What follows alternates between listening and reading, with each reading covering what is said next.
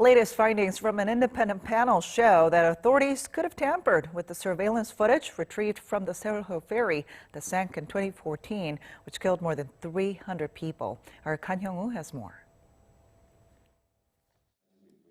Digital recording of CCTV cameras, the Korean Navy argued it had collected from the Sewol-ho ferry's information desk on June 22, 2014, was different from the one it had handed over to state prosecutors. That's according to the Special Investigation Commission on Social Disasters on Thursday. The commission argues the footage restored by prosecutors in August 2014 contained recordings up to 8:46 a.m. of April 6, 3 minutes before the disaster broke out. The commission also raised suspicions of why the Korean Coast Guard have collected the footage 2 months after the sinking.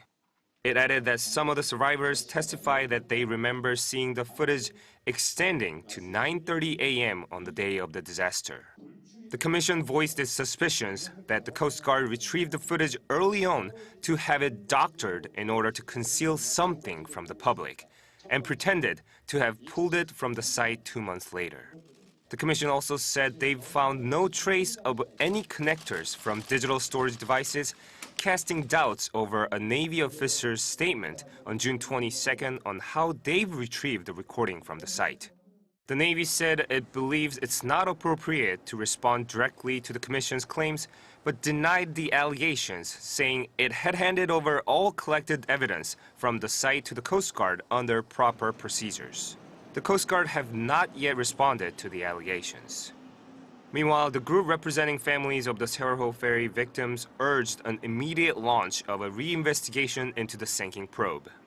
In October 2014, a joint investigation team of prosecutors and police cited that the sinking was caused by a combination of cargo overloading, an illegal redesign of the ship, and poor helmsmanship.